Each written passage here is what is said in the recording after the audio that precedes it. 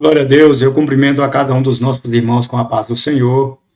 Vamos dar hoje uma parada com o estudo da nossa revista, mas dentro do tema da nossa revista, ainda continuando, nós vamos trazer um assunto muito importante chamado de Solos Christus, mostrando nosso Senhor Jesus Cristo no ideal da reforma como o único e verdadeiro mediador entre Deus e os homens. Sem mais delongas, nós já vamos passar diretamente para o comentário.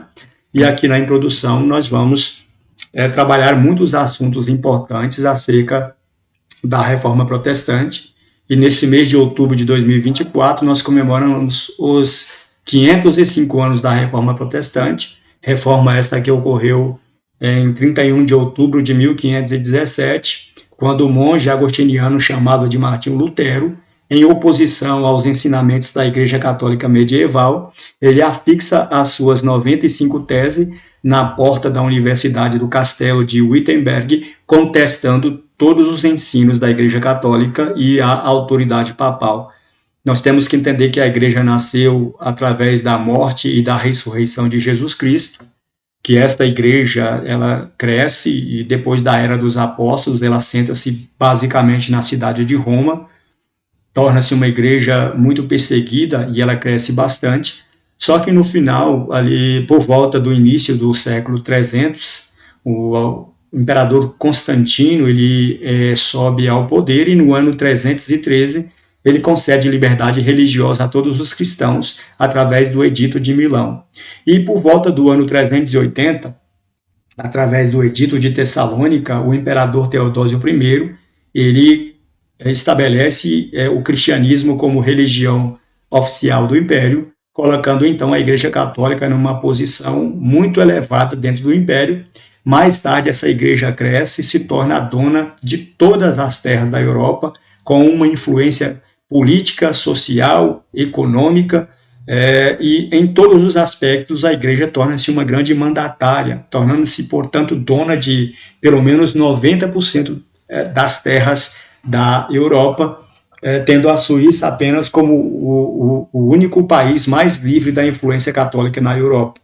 E nós temos ali, então, que esta igreja passa a ser a senhora de todas as nações e que ela tem autoridade para instituir e para depor reis, para instituir novas leis e também para arrecadar tributos. Mas nós temos que entender, então, que a Igreja Católica ela vive 1000 anos rendendo o povo na base da ignorância, porque esta igreja estabelece doutrinas que são totalmente contrárias às Escrituras Sagradas. Nós temos então os primeiros pré-reformadores, os valdenses, John Hus e também John Wycliffe, como os grandes combatentes das doutrinas da Igreja Católica antes de Lutero afixar as suas 95 teses na porta do castelo de Wittenberg, na Alemanha. E segundo os estudiosos, no século XX, os teólogos neo-ortodoxos, chamados de Fyodor Engelder e Emil Brunner, para sintetizar os ideais da Reforma Protestante, eles organizaram os 5 temas definidos pelos reformadores clássicos como 5 solas. Sola é uma palavra latina que significa somente. Então, eles disseram que sola gratia, sola scriptura, sola fide, solus Christus e soli Deo gloria são os 5 eixos da Reforma Protestante, enfatizando todos os benefícios advindos da pessoa e da obra de Cristo, mostrando que tudo isto culmina na glória e em louvor ao próprio Deus por todas as bênçãos a nós concedidas. E nós vamos trabalhar aqui então os 3 primeiros solas, dos quais desembocam-se nos 2 últimos solas. O primeiro sola é o sola scriptura, sola gratia, sola fide, e os 2 últimos são solus Christus e soli Deo gloria. E dentro da ordem desses 5 termos teológicos, que são hoje para nós a base da fé cristã, vem o sola scriptura em primeiro lugar, na ordem deste protesto, onde os reformadores defenderam a plena suficiência das Escrituras Sagradas como palavra de Deus revelada e inspirada pelo Espírito Santo, como sendo a nossa única fonte de fé e de autoridade, da qual nós podemos apreender o que diz respeito sobre Deus, sobre o seu caráter, sobre a sua moral e sobre todos os seus planos para a humanidade.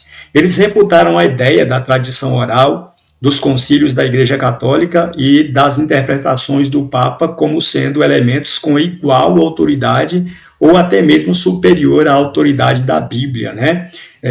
A tradição oral tinha muito valor para a Igreja Católica, o ensino ali dos padres da Igreja tinha um valor incondicional para o conhecimento da Igreja Católica. Os concílios também, hoje nós temos como conhecidos o concílio de Trento, o concílio de Calcedônia, o concílio de Nicéia, os grandes concílios da Igreja, que teve a reunião da cátedra da Igreja, dos pais da Igreja, para que eles pudessem combater diversas heresias ao longo da história cristã e levando-nos a um conhecimento sistematizado de toda a palavra de Deus. E só que nós temos que entender que, embora os concílios da Igreja, né, feito pelos pais capadócios, foi muito importante, mas nós não podemos jamais colocar esses escritos como sendo fontes adicionais com a mesma autoridade e igual valor de escrituras. Eles também questionaram as interpretações do Papa como tendo autoridade igual à das escrituras sagradas, né? A Igreja Católica, eles entenderam que o Papa tinha o poder de ditar novas leis, e até hoje, né, muitas leis dentro da Igreja Católica são editadas pelo Papa, e todos os católicos que estão debaixo do guarda-chuva da Igreja Católica têm a obrigação de obedecer cegamente ao que o Papa ensina. Então eles definiram que a Bíblia Sagrada não apenas contém a palavra de Deus conforme ensinada pela Igreja Católica, mas que a Bíblia é a palavra de Deus por excelência, e, portanto, é o manual do cristão, a nossa única regra de fé e prática. Ensinaram que a Bíblia é contrária a novas adições ao cânon sagrado e condena também os ensinos apócrifos aceitos pela Igreja Católica, aqueles livros, né, deuterocanônicos, e também os escritos extrabíblicos, né? Muitas religiões também escrevem muitos outros livros, como as Testemunhas de Jeová, por exemplo, tendo estas fontes como sendo autoridades de valor igual de escritura. Nós temos também a religião dos Mormons, que acredita que o livro de Moroni, né, o livro de Mormon, também tem o mesmo peso de escritura e é um complemento da Bíblia Sagrada. E existem, infelizmente, até umas igrejas, chamadas de igrejas neopentecostais, que aceitam também algumas profecias dos seus fiéis como sendo acréscimo das escrituras sagradas ou como tendo igual valor de escritura. Mas os reformadores disseram que a escritura, que a Bíblia Sagrada é o bastante para que o homem conheça a Deus e os seus propósitos eternos. Deus jamais vai negociar os seus valores. Deus jamais vai permitir que o homem tenha autoridade maior do que a sua própria palavra, porque a Bíblia diz que ele magnificou o seu próprio nome e a sua palavra acima de todas as coisas. Isaías 8:20 está escrito: a lei e o testemunho, se não falarem conforme estes, jamais verão a alvo. Jeremias, no capítulo 1, versículos 11 e 12, Deus diz a Jeremias: o que é que você vê, Jeremias? Jeremias disse: eu vejo uma vara de amendoeira. E Deus disse: viste bem, porque eu mesmo velo sobre a minha palavra para cumpri-la. Deus, ele tem um grande zelo pela sua palavra. E ele não aceita nenhuma adição a ela, nem qualquer autoridade de homens, ou escritos, ou profecias, ou textos, como tendo igual valor de escritura ou até mesmo acima da sua própria palavra.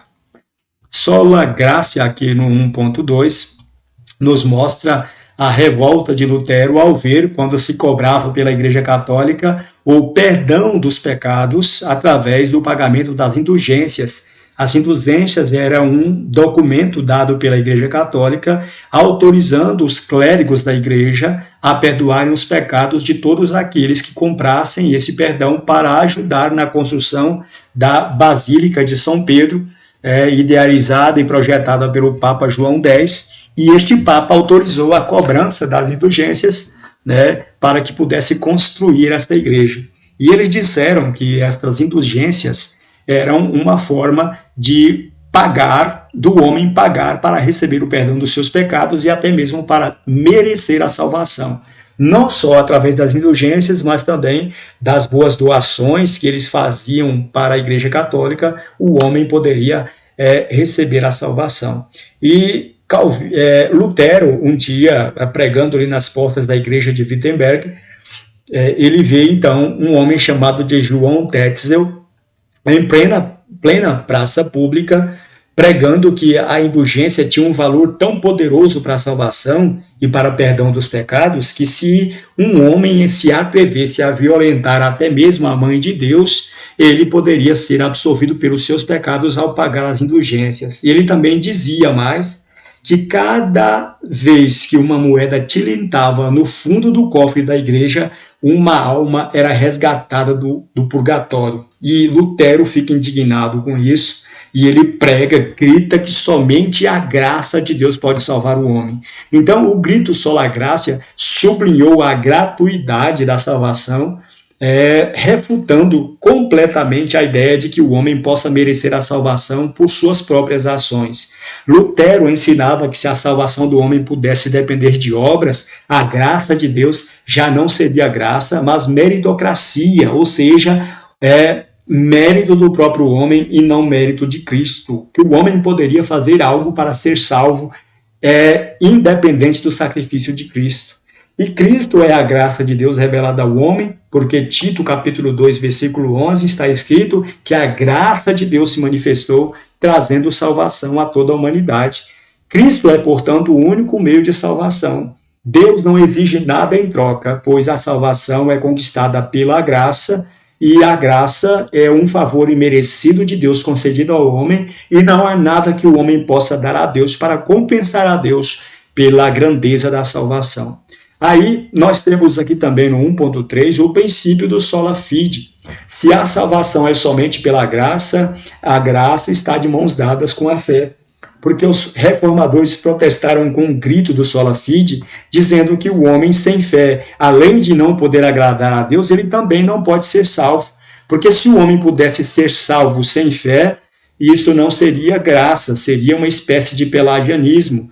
E Pelágio, um teólogo muito refutado pela igreja, pelos pais da igreja, ele dizia que o homem pode se aproximar de Deus, que o homem que vai ao encontro de Deus por sua livre e própria iniciativa.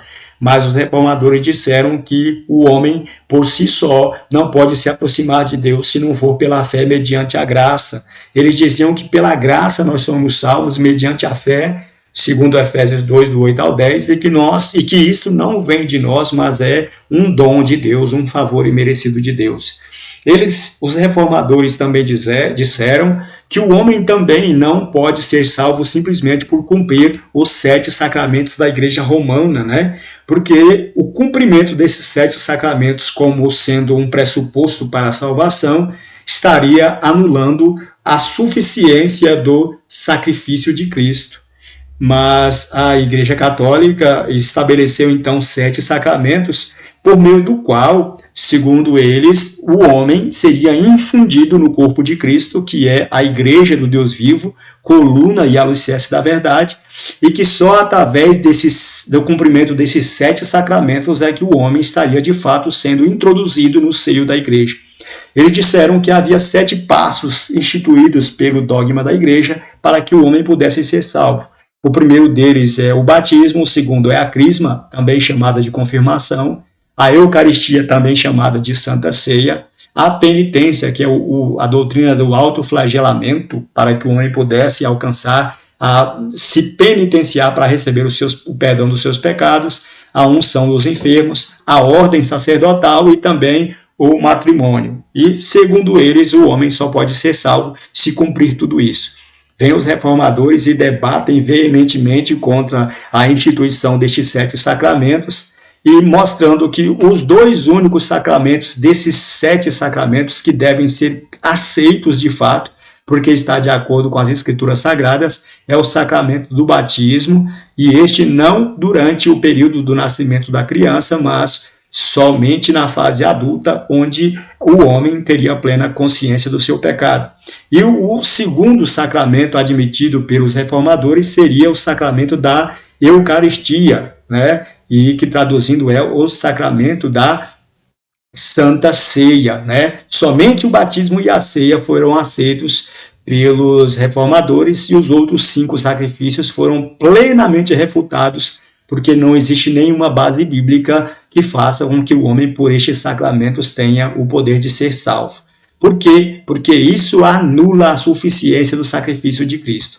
Então, os reformadores disseram que somente a fé pode justificar o homem pecador. Romanos 5:1 nos diz que nós somos justificados pela fé por meio do nosso Senhor e Salvador Jesus Cristo, e pela fé nós obtivemos igualmente acesso pela a graça de Deus, na qual nós estamos edificados e nos estamos firmados na presença de Deus.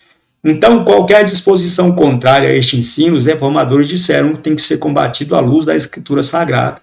E, infelizmente, irmãos, alguns acreditam hoje que, embora a fé em Cristo seja importante, ela não é suficiente para a salvação do homem. E como a Igreja Católica também, muitas outras religiões acreditam que é necessário a complementação dessa salvação, baseando-se em boas obras, nos ensinos e nas tradições religiosas, né?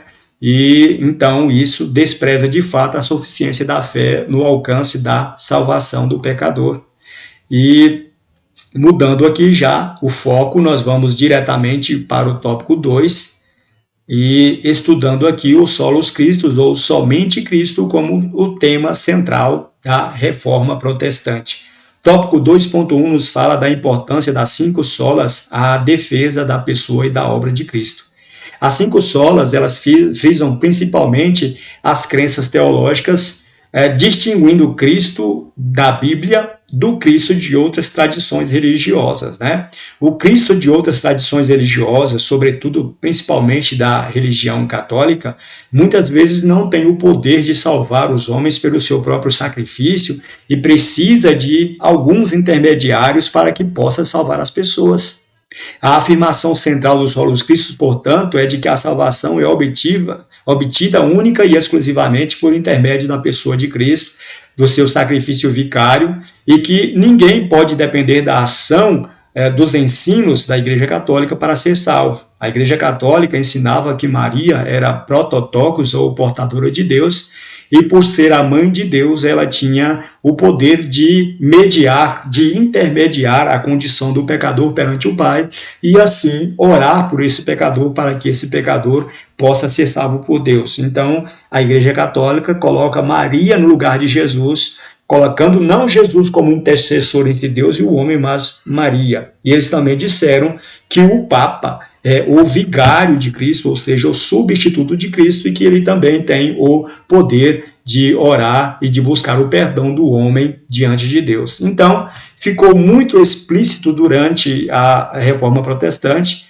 e bem defendido pelos reformadores que o amor de Deus através da pessoa de Cristo por si só tem o poder de atrair o pecador e de conceder o delito dos pecados praticados em sua ignorância, conforme Atos 17:30 ao 32, onde Paulo nos diz que Deus não leva em conta os tempos de ignorância, mas manda que os homens em todas as épocas e em todos os lugares se arrependam dos seus pecados para que vejam refrigério pela presença do Senhor, né? E que sem Cristo o homem estaria eternamente distante de Deus e que ele jamais poderia alcançar a salvação.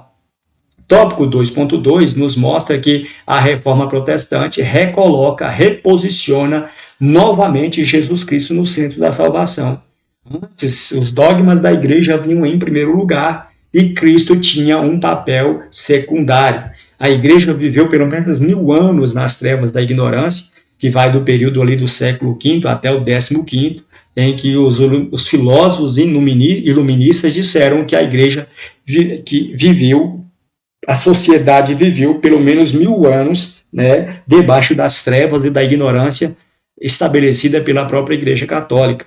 A Igreja Católica, ela ensinou a existência de um purgatório, onde as almas eram salvas através da oração dos fiéis aqui na Terra, e que este purgatório era um local para onde as pessoas que morreram debaixo da graça e da amizade de Deus, mas que ainda não haviam, de alguma forma, conseguido a purificação definitiva dos seus pecados, quando elas morriam, não iam diretamente para o inferno, mas elas passavam pelo purgatório para que, através do fogo, elas tivessem as suas almas purificadas e, através da oração dos fiéis, elas pudessem ser de volta purificadas e levadas aos céus, não só pela oração dos fiéis, mas também através do pagamento das indulgências.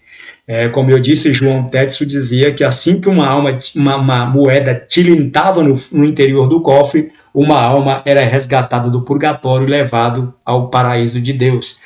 A Igreja Católica também ensina a oração aos anjos, Santo Anjo do Senhor, aquelas orações ao anjo da guarda, e ensinam que os santos, aqueles homens e mulheres que fizeram boas obras em nome da fé e que realizaram algum milagre, provados pela Igreja Católica, essas pessoas foram canonizadas como santos e como intermediários da salvação das pessoas, e que eles poderiam ser invocados pelos fiéis como uma ajuda para a salvação. Eles entenderam também que as relíquias da Igreja, como o Santo Sudário, como a coroa de espinho, como pedaços da cruz de Cristo e como pedaços das vestes de Cristo encontradas ali, tinham um valor cerimonial muito importante para a Igreja Católica, e que essas relíquias deveriam ser reverenciadas por todos os fiéis da Igreja. Depois disso, depois de mais de 1000 anos nas trevas da ignorância, os reformadores chamaram a Igreja cristã de volta à fé no Cristo da Bíblia Sagrada, e eles refutaram essas práticas com base no ensino das Santas Escrituras, e disseram que é pecado orar aos anjos, porque em nenhum momento a Bíblia nos ensina que nós devemos orar, senão somente ao Pai, e isto em nome de Jesus. Ensinaram que é pecado crer na existência de um purgatório, de um local intermediário, porque Hebreus 9:27 diz que aos homens está ordenado morrerem somente uma vez, vindo depois disso a condenação do juízo. E também que nós não podemos confiar na mediação de santos canonizados ou beatificados da Igreja Católica, e muito menos aceitar as relíquias da Igreja Católica como sendo elementos sagrados, porque isto é uma idolatria, e compete diretamente com a pessoa e com a obra de Cristo. Assim, como a Igreja Católica, meus amados professores, não mudou de ideia, primeiro os reformadores começaram uma reforma de dentro para fora, mas como a Igreja Católica, através da Contra-Reforma, estabeleceu o Tribunal da Inquisição, e de condenar como herege todos aqueles que pensassem diferente dos dogmas da Igreja Católica, estes reformadores saíram de dentro da Igreja Católica, um movimento de dentro para fora, de onde então surgiram as principais igrejas evangélicas, e elas agora passaram a levar o nome de igrejas protestantes, por terem protestado contra o ensino católico. O tópico 2.3 nos mostra que a reforma protestante destacou também a plena satisfação de Deus no sacrifício de Jesus Cristo.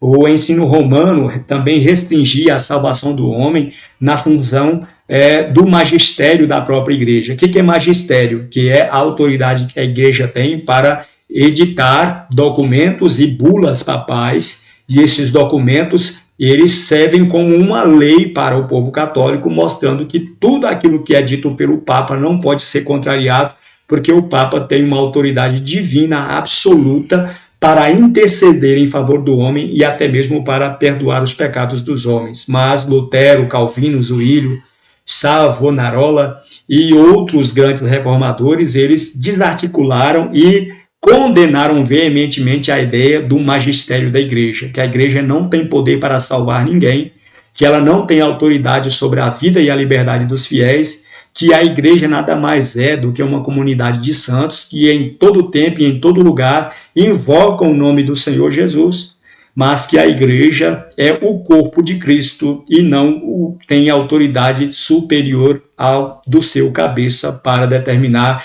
a salvação das pessoas. Então, os reformadores mostraram que a justiça de Deus imputada a nós por meio da pessoa de Cristo é uma justiça gratuita e é a principal causa da nossa redenção, qual seja a obra realizada por Cristo na cruz do Calvário. e que as mediações do Papa, que as bênçãos deste não têm vigor algum no plano espiritual para que possa mover Deus a nosso favor e nos salvar. Ensinaram que Cristo, por sua obediência e morte, ele pagou de uma vez por todas, né, através de um único sacrifício, a dívida de todos os pecadores, tornando-se a propiciação pelo nosso pecado, e que ele sofreu a penalidade que nos era devida, e que quando tudo isso acontece, Cristo faz uma satisfação adequada, real e plena a toda a justiça de Deus. Então os reformadores entenderam que a justificação do pecador, irmãos, é um ato livre de Deus, que Deus não depende do homem para fazer nada, a não ser que este homem deva a Deus o amor, o respeito, a obediência e também a sua devoção por toda a bondade de Deus.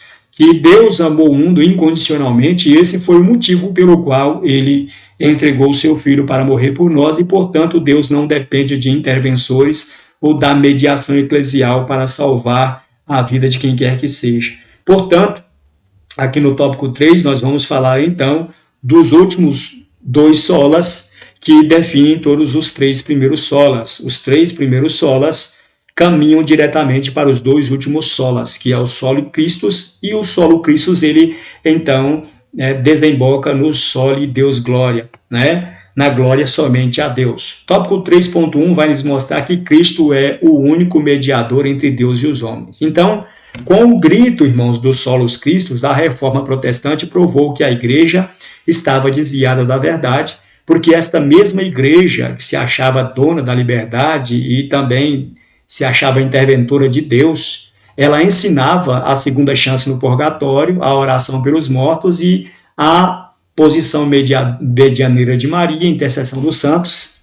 E aqui eu quero discutir a função sacerdotal do Papa. Quando se estabelece, então, a ideia de função sacerdotal, é como se a Igreja Católica continuasse o ofício de Arão no Velho Testamento. Da mesma forma que somente o sacerdócio levítico tinha o poder de interceder em favor do povo, a Igreja Católica acredita que continua este mesmo ofício sacerdotal e que o homem não pode se aproximar de Deus sem a mediação e a intercessão do Papa, porque, segundo a Igreja Católica, o Papa é o substituto, ou seja, o vigário de Cristo, como intercessor e como sacerdote. Embora a Igreja Católica não institua ali, então, a liturgia da morte de animais para perdoar o perdão dos pecados, mas coloca o Papa, um ser humano qualquer, como alguém tão puro e santo, capaz de substituir, de se assentar no trono de Cristo na Igreja Católica, se passando por alguém que tem autoridade aqui na terra igual a de Cristo para perdoar o pecado das pessoas. E só que é um erro muito errado, muito grande, né, ensinar desta forma, porque a Igreja de Cristo hoje, ela tem uma função sacerdotal no sentido de interceder uns pelos outros, de orar uns pelos outros e de ser aquelas pessoas que levam os homens a conhecer a Cristo através da pregação do Evangelho. 1 Pedro capítulo 2, versículo 9 diz: mas vós sois da geração eleita, o povo adquirido, a nação santa, né, o sacerdócio real, por meio de quem Deus anuncia a grandeza da sua glória, libertando o povo das trevas para a sua maravilhosa luz. Então a igreja, ela tem uma função intercessória, mas não tem uma função medianeira. A igreja, ela intercede pelas pessoas em nome de Jesus, e é Jesus, com sua função sacerdotal, é que tem o poder de perdoar os pecados das pessoas. O homem, como servo de Deus, ele não pode se tornar como alguém que tem o poder de reter o pecado e de perdoar o pecado com a mesma autoridade que Cristo tem. E a Igreja Católica, ela ensina que o homem, através da figura do padre, do clérigo, ele entra num confessionário e ali a pessoa que comete um pecado, ele vai lá diante da igreja, paga ali uma indulgência e faz uma petição ao padre. O padre ensina a rezar ali uns 30 Pai Nosso e umas 50 Ave Marias com o terço ali, e diz que a partir daquele momento a pessoa, quando ela confessou os seus pecados àquele clérigo, ela está efetivamente perdoada dos seus pecados. Então ainda a igreja, não acredita na suficiência do sangue de Jesus para absorver o homem dos seus pecados e se coloca como uma espécie de sacerdócio intermediário. Só que a Bíblia diz que quando Cristo ele morre na cruz do Calvário, ele se oferece de uma vez por todas e através de um único sacrifício ele concede o perdão definitivo dos pecados do homem. E agora o caminho para Deus através de Cristo está aberto e todo homem, conforme Hebreus 4:12, Hebreus 4, pode chegar na presença de Deus com confiança, porque Cristo conquistou esse acesso a Deus pelo livre e único caminho, que é o próprio corpo da sua carne, através deste véu. Cristo entra no céu e ele continua ali um sacerdócio eterno em favor de cada um de nós. Então, quando nós aceitamos o sacerdócio católico, nós estamos desprezando o sacerdócio de Cristo. Tá? Então, ninguém pode salvar, somente Cristo pode ser o autor da nossa salvação e o único advogado e intercessor perante o Pai nos céus em nosso favor. Tópico 3.2 fala da suficiência da obra de Cristo. O princípio dos solos cristos, elencado pelos reformadores, ele reforça a ideia de que a teologia deve estar sempre focada na pessoa e no sacrifício de Jesus Cristo. Que nós devemos acreditar que tudo o que a Escritura Sagrada nos ensina, ela nos ensina porque é a palavra de Deus. E que Cristo deve ser visto como o tema central das Escrituras Sagradas, porque toda a Escritura Sagrada testifica da pessoa de Jesus. João 5,39, Jesus diz que os homens, os escribas e os fariseus examinavam as Escrituras porque julgavam ter nelas a vida eterna e porque são elas mesmas quem testificam de Jesus. Né?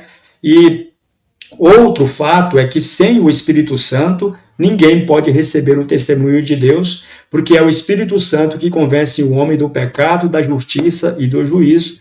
Portanto, sem o Espírito Santo não há conhecimento de Cristo, e sem conhecimento de Cristo não há conhecimento de Deus. Sem conhecimento da pessoa do Pai, do Filho e do Espírito Santo, não há cristianismo e o homem está perdido para sempre no pecado. Então a teologia foca em Cristo porque ninguém vai ao Pai a não ser por intermédio de Cristo. Ele diz, eu sou o caminho, a verdade e a vida, e ninguém vem ao Pai a não ser por mim. E porque também o Espírito Santo, que é também o Espírito de Cristo, procura glorificar a Cristo para a nossa salvação, não é isso? Porque Jesus disse que o Espírito Santo há de glorificar a Jesus, porque ele há de receber daquilo que é dele e nos anunciar. Então, Jesus é verdadeiramente Deus e verdadeiro homem, e somente ele pode propor a reconciliação entre Deus e o homem, matando a animosidade e restabelecendo a amizade entre nós e Deus, que foi perdida no Jardim do Éden, quando Adão peca contra Deus juntamente com Eva e condena toda a raça humana a viver uma vida separada de Deus por causa do pecado. E, por fim, nós chegamos, então, nos solos Cristos e no soli Deo Glória, e onde os reformadores nos mostram que a glória de toda a salvação é atribuída unicamente a Deus e que os 4 temas da reforma culminam no último tema, né, no último sola, mostrando que toda a glória deve ser concedida a Deus. Então ele diz, sola Scriptura, sola fide, sola gratia, solus Christus, remete-nos diretamente ao quinto sola, soli Deo Glória. Por quê? Porque tudo está centrado na perfeição do amor de Deus por cada um de nós. A Bíblia diz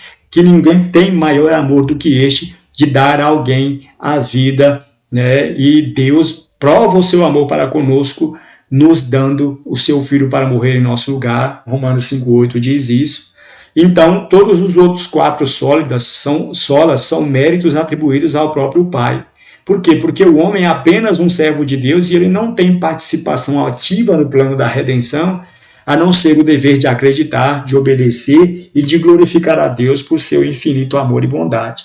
Então, os reformadores nos ensinam que nós devemos entender que o Pai está satisfeito com o Filho e que Deus também está satisfeito conosco somente quando nós estamos no Filho.